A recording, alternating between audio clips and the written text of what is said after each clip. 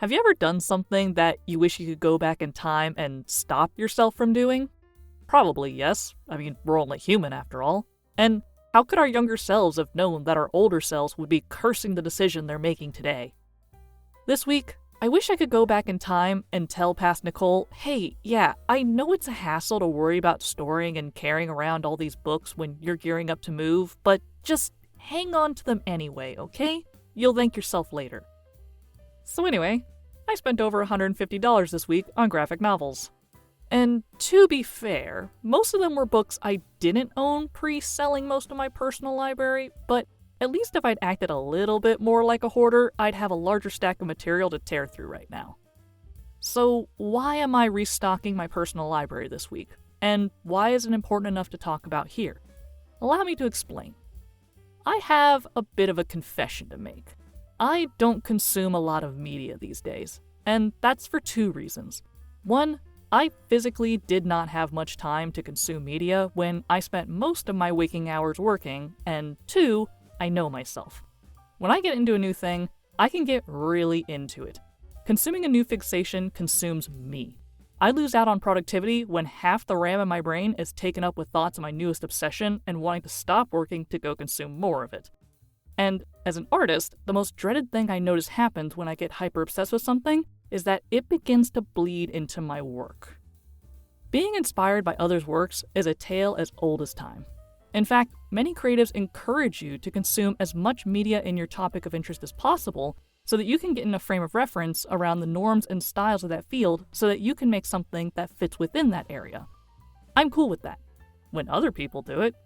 But it really, really bothers me when I look at something I just drew and I know I pulled insert feature from insert piece of media. Maybe this is a me thing, but I don't want my work to be recognizable as a collage of the media I enjoy. So, in an extreme bid to nullify this effect, I stopped consuming most media. The only exceptions I made were if I knew something was really, really good, it's a long-standing series I've already been into for years, or I'm watching it with someone else who wants to watch it. I don't live completely under a rock, just 90% of the way.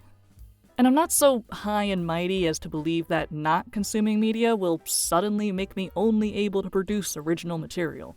At the end of the day, my work will follow just as many theme and genre patterns as anyone else's. I'm not doing it to be original.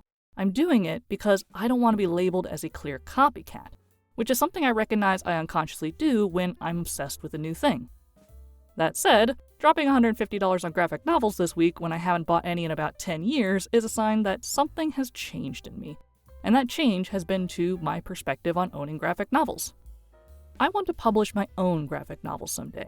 It's a dream I've had for a long time. It's a dream I hope to fulfill with The Chosen One's Mentor after the remake starts getting released. And while, yes, I still consume graphic novel media in the form of ebooks on my tablet or webtoons on my phone, it cannot be denied that reading a comic on your phone and reading from a physical comic book in your hands are two very different experiences. And when you're trying to figure out how to get your ideas translated into physical form, ebooks just aren't going to cut it. You need to hold a few comics in your hands before you can begin to understand how to make your own. This is what led me to buying, digging out, and borrowing a tidy stack of a variety of graphic novels and manga, because I want to take the time to reacquaint and get to know them on a physical level for the sake of my studies, so that one day I can confidently make my own. And I must admit, when I cracked open the packaging on the manga I ordered and caught a whiff of that unmistakable scent of a manga book, it took me all the way back to my days of standing in bookstores, perusing the manga section, looking to see if the newest volume of whatever series I was there to buy was out. So much of my childhood allowance went to buying books and manga. And my only regret is that I sold them at a fraction of what I paid over the years just because I didn't want to haul around boxes of books after college. But that's what brings me to today, and the small revival of a once grand personal library. To physically hold a copy of The Chosen One's Mentor in my hands someday is my goal. But before I can make it to that finish line, I have to answer the question: how big is a graphic novel? Well, if this picture I snapped at my local Barnes & Noble of the graphic novel section is anything to go off of, the answer is, it depends. There are definitely some standards that can be observed, and I'll get more into that soon. But there's also a lot of variances to be seen. Page count, height, width, color, cover material, these are all variables. And in a sea of variables, the only thing that's for certain is new graphic artists will face a load of anxiety figuring out what works for them and their series. To that end, I purchased several types of graphic novels, pulled out the few I held on to over the years, and borrowed several more to create a semi-wide sample pool. And I did something a little clever on a personal level. I only bought physical copies of things that I had read before and only borrowed books from series I was already familiar with. I can't get hyper-obsessed on a new thing if none of it's new to me. That ought to help keep the little brain gremlins at bay while I study. Okay, future Nico here. That was a partial lie I wrote earlier in the week as I sit here at the end of the week having now purchased all the available English translated volumes of Spy Family because I've been having a blast rereading it. Whoops. This is what a stack of research material looks like when you're a comic artist. Gotta admit, I dig it. And I must say, it was exciting getting to hold a manga or a graphic novel in my hands again. It felt like I had woken up the child in me who had lived to read all day long and then craft fantasy worlds and adventures inspired by what I'd read.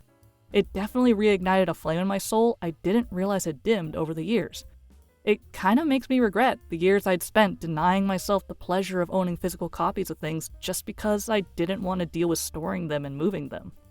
I've moved a lot over the last decade, it's definitely a me problem. Now let's take a dive into my notes from this week. And by notes, I mean, get ready, gang. We're about to do some learning. Wake up your coffee and drink your brain. This issue is a lesson about the size of comic pages, the terminology associated with them, and how to begin to figure out the scale you want to create your comic at. Let's talk numbers. So you want to make your own comic book. You have your idea for the story already, and perhaps you even have your first few scripts written. You're ready to take the dive into bringing the story to life on a page or a screen. But as you open your art program of choice or stand at the art store's wall of paper options, you realize you don't know how large a canvas or page you should be working on. In fact, maybe you don't even know how big the finished product should be. It's okay, we've all been there. I certainly felt lost the first time I asked the internet, how big should my canvas for my comic be? And was bombarded by answers that, at the end of the day, didn't really answer my question. At least, not in a way that made sense to someone who had literally no idea how comic artists actually do their job. Spoiler alert, I basically just winged it with a hodgepodge of tidbits I thought were useful in my studies and found out along the way that was a poor decision. That's why I'm here to correct that gap in my knowledge first. And to do that, I grabbed my stack of reference novels and a ruler and started doing some math. So let's talk book measurements. Of the 12 examples I pulled together, 5 of them measured in at roughly the same size, with a variance in height of only a millimeter, which can be attributed to an acceptable margin of error when comics are cut to size, another topic for later. Of course, it should also be noted that 4 of my examples are manga, and 3 of them adhere to the standard manga size of 19 by 12.5 centimeters. Tokyo Ghoul breaks this by coming in at a whopping 20.9 by 14.5 centimeters. So, if I separate the stack into Eastern and Western comics, that means 5 out of 8 Western comics measured in at the same size, which is pretty significant. At least, I thought it was, because they were all from different publishing companies. So, clearly these companies were all on the same page when it comes to what a standard comic size is. And what is that size? It's 25.8 by 16.8 centimeters, or 10.16 by 6.6 inches for those of us not using the metric system. Neither dimension really rolls off the tongue, but here's an observation that does. When you crack open any of these books and measure pages where there is a margin between the panels and the edge of the page, you often wind up at a tidy 6 by 9 inches, which is the full measurement of the Avatar comic I bought, funny enough. I don't know if that information is particularly useful, but it makes my math brain happy when numbers are nice. So what do we do with all these numbers? And why are they significant? Why is 10.16 by 6.6 inches the size so many Western graphic novels come in? To figure that out, I had to do some research. The reality of making comics and graphic novels is that, more often than not, the standard is to work larger than your intended print size. This is for a few reasons. One big reason is that shrinking your work smooths out rough edges. If you draw out a page of a comic to the exact size you intend to print it at, there's a chance that any rough line work will be visible in the final result. Scaling down smooths some of these imperfections out. The second reason is that working at a larger scale allows you to pack details into your panels. Details that would be much harder to draw if the page you're working on is too small. The standard number I've been encountering in my research suggests that you should expect to see your work page reduced to 2/3 of its original size for the final print. Some places suggest working with the expectation to reduce your page down by as much as half, but I think there's a big asterisk we can put by that suggestion that I'll get to later. Let's take American comics, for example. The standard sheet of paper you can expect an artist to work on comes in at a whopping 11 inches by 17 inches, and your standard finished comic book measures in at about 6.7 by 10 inches, which is pretty close to what I was measuring with the physical novels I have. But if you do some quick math, reducing 11 by 17 down to 2/3 of its original size lands you at 7.37 by 11.39 inches, not 6.7 by 10. So what's the deal? I'm sure anyone who already knows something about making comics is probably screaming at their screen right now, "It's because of the margin bleed and trim." I'm getting there, don't you worry. So how does an 11 by 17 inch sheet of paper end up as a 6.7 by 10 inch comic? Well, to understand that, you first need to understand a little bit about how printers work. Let's take that hulking 11 by 17 sheet, and let's apply some printing logic to it. The first thing you're going to do is account for a margin. Think about books or that midterm essay you had to type and print out. The words never reach all the way to the edges of the page. There's always some amount of margin along the edges where the words dare not tread. This makes life easier for printers. Sure, some printers can print all the way to the edge of a sheet of paper, but you're running the risk that if anything goes wrong, your work will get cropped out. Adding a margin helps ensure that everything that's meant to be printed is safely within the borders of the page. And, much like in a book, there is nothing to see in these margins. They are blank, which means your art won't touch this area either. There are some standards you can find online about how big your margin is going to be. But at the end of the day, it's all going to depend on the final size of your work area relative to your canvas. For Western comics, you'll see a standard that has you taking nearly a full inch off the top and bottom and a half inch on each side. That already brings the working size of your comic page down to roughly 10 by 15 inches, give or take a few eighths of an inch depending on how much margin you give yourself. And this 10 by 15 inches you're left with, if you apply that 2/3 scaling to it, lands you in that 6.7 by 10 inches zone that comics typically size at. Aha! I love it when numbers do their thing. That final size of your finished comic does not take the margin of your working area into account. That's part of why your working paper, or canvas, is going to be so big compared to the final result. However, now we have to talk about when and why inconsistencies happen, and why those graphic novels in my stack can differ in size by about a millimeter. That margin that was accounted for on the full-size page is never going to see the light of day, except maybe as the extra bit you need for bookbinding. And even then, only one part of it. The rest is getting chopped, literally. And so is a smidge of your artwork, potentially. This is what the bleed zone is about. Much like how we bleed when we are cut, the razor-sharp blades of the printing press are going to cut through the bleed zone. I don't think that's actually why it's called bleed. It probably has more to do with the idea that your art should bleed over the edges so that you know there won't be any white margins visible when it's cut. But whichever concept helps you remember what bleed is for is the concept you can roll with. That's my teaching philosophy. Getting back on track. The next section of your workspace is for bleed. This is a sliver of area that accounts for about an 1/8 inch border after the margin. If you're working in metric, you'll often have a 5 millimeter bleed. And once you hit the edge of that bleed, you're at the trim line. The trim line is the ideal place that the cutting machine is aiming for. But cutting machines in the printing industry aren't perfect. Go to your local bookstore and grab 2 copies of the same novel off the shelf. This will only work for novels where the art stretches all the way to the edge of the page. Some comics have a white area around the panels. Grab some manga. Those pretty much always print all the way to the edge of the page. If you flip between the pages, you will probably encounter some discrepancies along the edges. In one book, you may see a little bit more of the artwork than in the other. This is because the cutting machines can't always hit that trim line dead on every time, and that's why bleed is important. If you intend for your art to stretch to the edge of the page when it's printed, you need to make sure your art extends into the bleed area. If you don't, and you leave it blank, you run the risk that when your pages get cut, you'll get bits of that white paper visible on the edges of the page. Not a good look.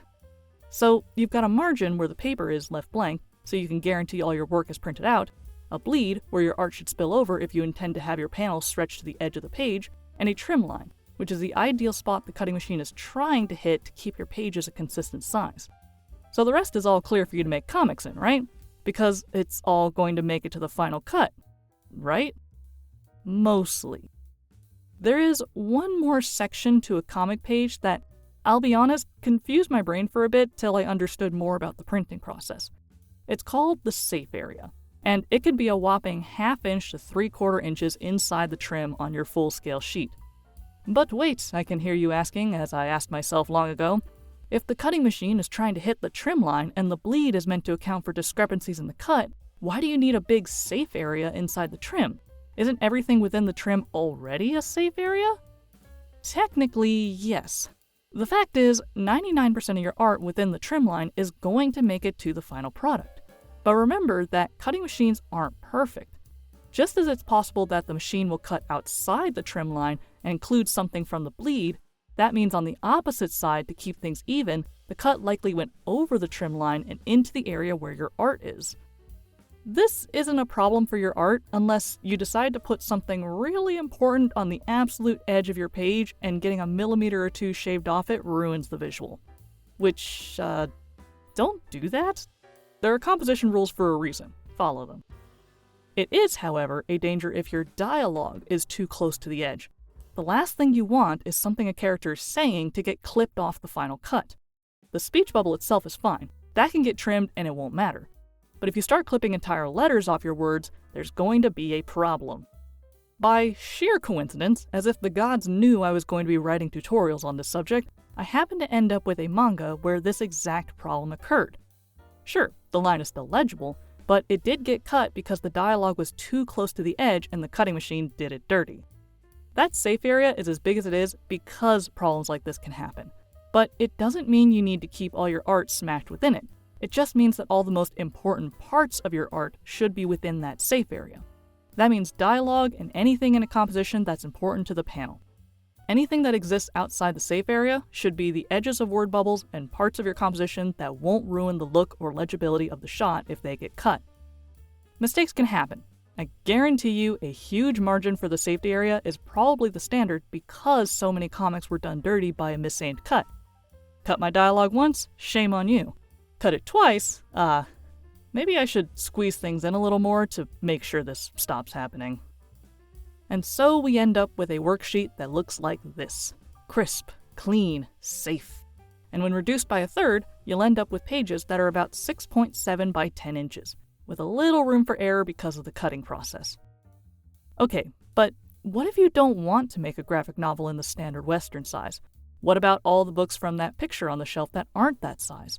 How do you wind up at those sizes? Well, you know the science of a comic page now. Figure out what size you want the comic to be, and work backwards to figure out your working canvas size. Let's take Volume 1 of Suitor Armor as an example. It's a non-standard size.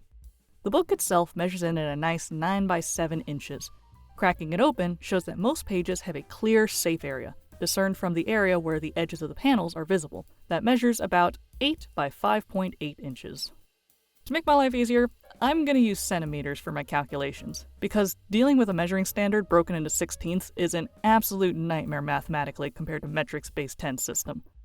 By converting the 5 and 8 inches that make up the safe area of the book into centimeters, that gives me 20.2 and 14.8 centimeters to start with. From the edge of a panel to the edge of the page measures about 1.4 centimeters on any side. If I assume that 1.4 centimeters gets me to the trim line, that means the full measurements to the trim line for this page are 23 by 17.6 centimeters.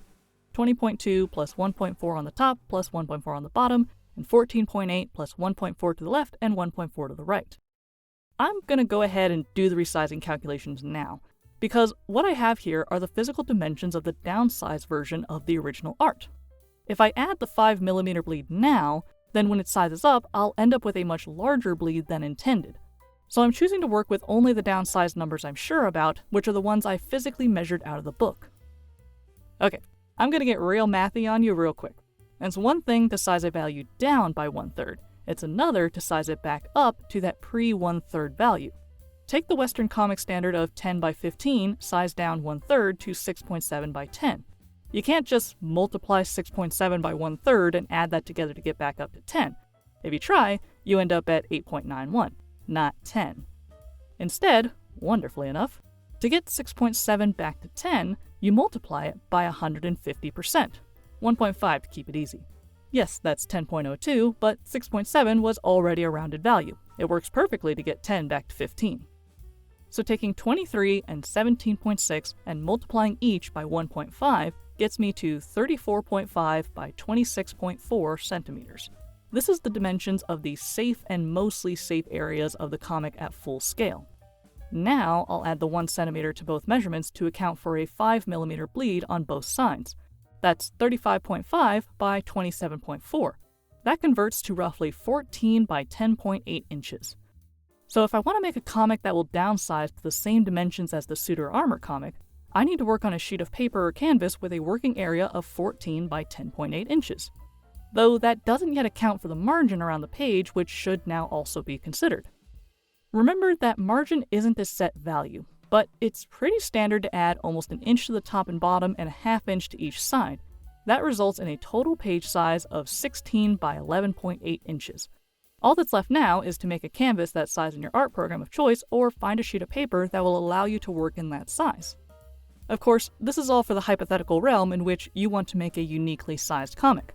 It's also entirely acceptable to keep to the standards laid out by the industry or to ask your publisher of choice for a template to work off of. Because this is a thing too. Publishers will often have a template for you to work with. Suit or Armor wasn't the only book on the shelf published by Webtoon. They had other books that were the same size, so they have their own printing standard. I'm just a little nerd who only understands things if I can play around with it until I understand it forwards and backwards, and that's what this exercise helped me to do. So, in summary, if you want to make a graphic novel, you have two choices.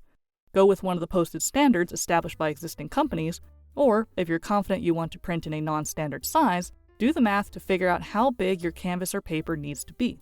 You now have the tools to do either. Okay, I'll be totally honest, I was not expecting to write this much about just the physical size of a comic. I already feel like I've ranted so much I'll have to push my second topic about panels to next week's newsletter to keep this from becoming a genuine novel. But I'm glad I did this, because I learned a lot, and I genuinely feel like I answered a question I could not find the answer to easily online regarding how to know what size paper or canvas I should be working at. And after this, I'm probably going to deep dive into my own thoughts on how I want to present The Chosen One's Mentor to come up with what size I think my comic will be best printed at. So let me cap off this tutorial/rant with a quick blurb about DPI to round off some thoughts I alluded to 4 pages of newsletter ago. The lesson is almost over, I promise. If you've spent any time in the printing or digital art sphere, you likely already have at least a basic understanding of DPI, or PPI if you prefer that term. But personally, I like DPI. DPI stands for dots per inch. PPI is the exact same term, but swap dots for pixels. It indicates how many dots or pixels are within a 1-inch block of space on a digital canvas. The higher your DPI, the higher your resolution. It's pretty much the exact same concept as the resolution on your TV or your computer screen. Higher resolution equals crisper images. Lower resolution equals more pixelation and the potential for rough edges in your work. If you're my age or older, think about how we used to think 420p was pretty good resolution. Now, if your new TV doesn't come with 4K resolution, you're labeled a plebeian. 72 DPI is the standard resolution you'll encounter for images on the internet. It's all you really need to be able to see an image clearly on a screen. However, that conversation changes once you start talking about printing your work. 72 DPI is passable on a computer screen, it's garbage for printing. Once you talk about printing your images, you're looking at working at no less than 300 DPI for color or grayscale. Interestingly enough, this number shoots up exponentially for black and white, where the lowest standard is 600 DPI. This is for quality, because once your only two options are either black or white, if you work at too low a resolution, you'll end up with choppy or ragged lines real fast. Grayscale and color get away with lower DPIs because they work on a spectrum of colors, meaning gradation can occur. This is where that big asterisk I was talking about comes in when talking about how to physically size your comics, because DPI will play a factor in this. The higher your DPI, the higher your resolution. The higher your resolution, the bigger the project file. If you're looking to post your comic online, you're likely going to encounter an upload limit. When I posted The Chosen One's Mentor on sites like Webtoon and Tapas, each file I uploaded was capped at 2 megabytes. My original art exported at a much higher file size than that. I had to do a lot of downsizing and quality capping to get my comics to an uploadable level. And in doing so, I noticed a significant drop in my render quality. Look at any of my comics on Webtoon or Tapas. They're pixelated, and their original versions are very much not. But they ended up that way because I had to downsize my work so much just to fit within the upload limits. In my naivete about DPI, I followed the advice I'd heard online about working big and working at a high DPI. 600, just to be safe. And I paid the price. Some of my full-size exports are absolutely massive, far beyond what they need to be.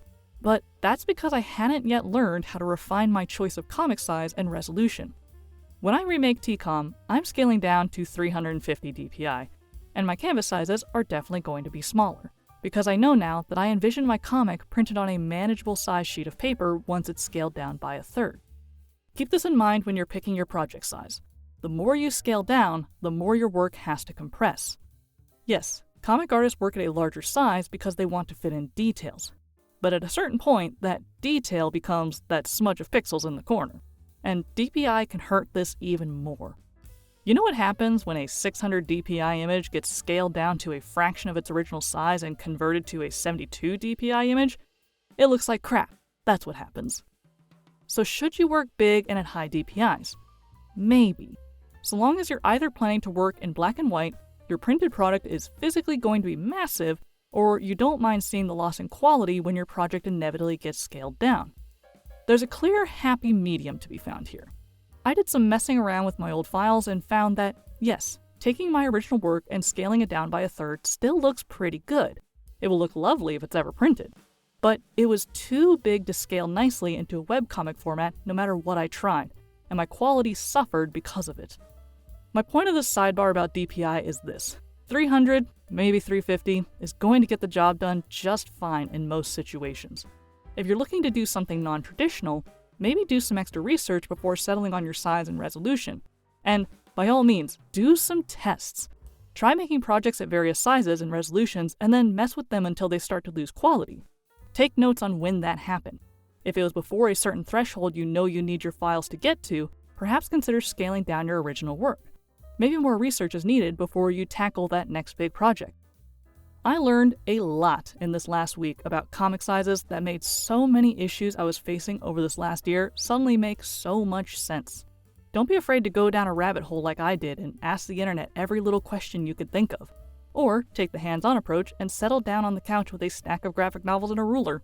Whatever helps you figure things out. As I briefly mentioned, I had more I wanted to talk about in this newsletter. Then the tutorial on comic page sizes consumed an entire half of my day and 6 pages of a Google Doc, not including the pictures that, as of the time of writing this the Sunday evening before this issue releases, I still need to assemble or create. And that brings me to my final note. My first official week 1 of learning new things and telling you all about it has been absolutely packed. I have things I want to talk about that I'm shifting over an entire week and just hoping it's not going to become a trend. I had to make a ton of creative decisions that I didn't even think about beforehand, which ate a lot of my time. And I didn't even bother to talk about what an absolute pain it was getting the newsletter set up properly. But that was a whole experience. And if you're listening to this right now, you already know that this newsletter is also a YouTube video. But I spent a good 2 days of this week recording myself reading the first newsletter and then figuring out all the visual and audio things I needed to assemble it into a comprehensive video. All I can say is, thank goodness I have experience in video editing and a space to record, and good God, I have absolutely no talent or ear for music. Maybe I'll rant about that experience another time. Anyway, yada yada, skipping over the part in the newsletter where I talk about the YouTube video because you are currently watching the YouTube video, so you already know. Keep note that these videos are probably just going to get longer and longer. My first video amounted to only about 9 minutes of audio, and that script was only 4.5 pages. I'm currently reading the script at the top of page 11, and I'm currently about 45 minutes into my very, very long one take of this entire newsletter. Oh boy, it is really hot in this booth. Anyway, as a final note, I also want to do a little thing where at the end of each newsletter I show off a painting. Color is sort of a weak area for me. And challenging myself to make physical paintings weekly is meant to hone my skills with color, hand coordination, and disconnecting myself from the digital art mindset that's become a little too comfy with the existence of the undo button. That said, this week was a little wild. I spent so much time getting things set up for my weekly routine that I'm cutting it close even getting this newsletter done. So, no new painting. But I'll show you all the first painting I made when I initially tried this painting a week challenge a few months ago. Spoiler, I only made 4 paintings before stopping. I'm using this newsletter to keep myself accountable this time. So here it is, my painting that would probably get me an A in a middle school art class and would probably get me laughed out of an art college. But that's why I'm here to practice. I promise I'll have a new painting to show you all next time. Till next week, gang. Thanks for listening.